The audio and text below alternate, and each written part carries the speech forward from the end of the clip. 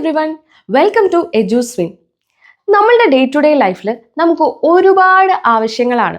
രാവിലെ എണീറ്റാൽ നമുക്ക് പല കാര്യങ്ങളും ആവശ്യമാണ് അല്ലേ? രാവിലെ എണീറ്റാൽ എനിക്ക് ബ്രഷ് വേണം, എനിക്ക് ഭക്ഷണം വേണം, എനിക്ക് ചായ വേണം, ഇനി ബാത്റൂമിലൊന്ന് കയറിയാൽ എനിക്ക് കുളിക്കാൻ സോപ്പ് വേണം. അങ്ങനെ ഒത്തിരി ആവശ്യങ്ങളാണ് നമുക്ക് രാവിലെ മുതൽ വൈകുന്നേരം വരെ. അതുപോലെ തന്നെ നമ്മൾ ചിലപ്പോൾ പറയാറുണ്ട് എനിക്കൊന്ന് ഉറങ്ങണം, എനിക്കൊന്ന് മിണ്ടണം. അങ്ങനെ നിരന്തരം നമുക്ക് ഒത്തിരി ആവശ്യങ്ങളുണ്ട്. എനിക്ക് ഇത് വേണം, എനിക്ക് വേണം എന്ന് പറയുന്നതിനെ ഐ വോണ്ട് എന്നാണ് ഇംഗ്ലീഷിൽ പറയാം. അപ്പോൾ ഇന്നത്തെ വീഡിയോ ഐ വോണ്ട് യൂസ് ചെയ്തിട്ടുള്ള സെൻറ്റൻസസ് ആണ്. നമുക്കൊന്ന് പ്രാക്ടീസ് ചെയ്ത് നോക്കിയാലോ? എനിക്ക് കുറച്ച് വെള്ളം വേണം, എനിക്ക് കുറച്ച് വെള്ളം വേണം. ഇതിനെങ്ങനെ നമുക്ക് ഇംഗ്ലീഷിൽ പറയാം? എപ്പോഴും നമ്മൾ ഇംഗ്ലീഷിനെ ഡയറക്റ്റ് ആയിട്ട് കൺവേർട്ട് ചെയ്യാൻ പാടില്ല. ഫോർ എക്സാമ്പിൾ, എനിക്ക് കുറച്ച് വെള്ളം വേണം, ഐ സം വാട്ടർ വാണ്ട്. ഇങ്ങനെയാണ് നമ്മൾ ഡയറക്റ്റ് ആയിട്ട് കൺവേർട്ട് ചെയ്യുമ്പോൾ. പക്ഷെ അങ്ങനെയല്ല നമ്മൾ ഇംഗ്ലീഷിൽ സംസാരിക്കുമ്പോൾ. ഫോർ എക്സാമ്പിൾ, എനിക്ക് കുറച്ച് വെള്ളം വേണം. നമ്മുടെ പ്രൈമറി നീഡ് എന്താ? I want. അപ്പോൾ എനിക്ക് വേണം, ഐ വോണ്ട്. എന്താ വേണ്ടത്? കുറച്ച് വെള്ളം, some water. I want some water.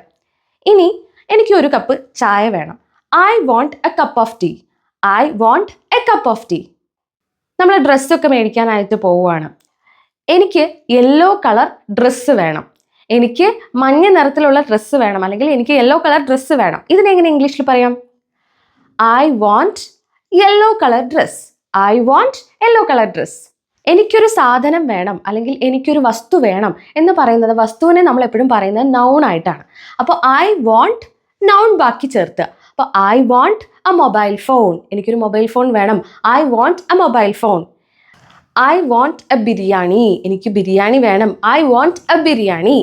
ഇനി നമുക്ക് ചില പ്രവൃത്തികൾ ചെയ്യാൻ ആഗ്രഹം ഉണ്ടാവും. അപ്പോൾ എനിക്ക് ഉറങ്ങണം, എനിക്ക് ഉറങ്ങണം, അത് നമ്മുടെ ആവശ്യമാണ് അല്ലേ? എനിക്ക് ഉറങ്ങണം. ഉറങ്ങുക എന്ന് പറയുന്നത് ഒരു പ്രവൃത്തിയാണ്, അതിനെ വേർബ് എന്നാ പറയുക. അപ്പോൾ ഈ വോണ്ട്, ഐ വാണ്ട് സ്ലീപ്പിംഗ് ഇങ്ങനെയാണോ പറയുക? അല്ല, ഐ വാണ്ട് സ്ലീപ്പിംഗ് എന്നല്ല പറയേണ്ടത്. എനിക്ക് ഉറങ്ങണം എന്നുള്ളത് I want to sleep. I want to sleep. നമ്മൾ പ്രവൃത്തിയുടെ കൂടെ ഐ വോണ്ട് ചേർക്കുകയാണെങ്കിൽ ടു കൂടെ ചേർക്കണം. I want to sleep. ഇനി എനിക്ക് പഠിക്കണം എന്ന് പറയാണ്. ഒന്ന് പറഞ്ഞു നോക്കൂ. എനിക്ക് പഠിക്കണം. I want to study. I want to study. കുറച്ചുകൂടി സ്പെസിഫിക് ആയി പറഞ്ഞാലോ? എനിക്ക് ഇംഗ്ലീഷ് പഠിക്കണം എന്നൊന്ന് പറഞ്ഞു നോക്കൂ. I want to study English, അല്ലെങ്കിൽ I want to learn English എന്ന് നമുക്ക് പറയാം. ഇനി എനിക്ക് കളിക്കണം എന്ന് പറയാണ്. അതിനെ എങ്ങനെ പറയണം? I want to play. എനിക്ക് പാചകം ചെയ്യണം, അവിടെ ഒരു പ്രവൃത്തിയാണല്ലേ. I want to cook. I want to cook. ഇനി ശ്രദ്ധിച്ച് കേൾക്കണേ, ഞാനൊരു കാര്യം ചോദിക്കാം, അതിൻ്റെ ആൻസർ എന്താണെന്ന് നോക്കണം കേട്ടോ.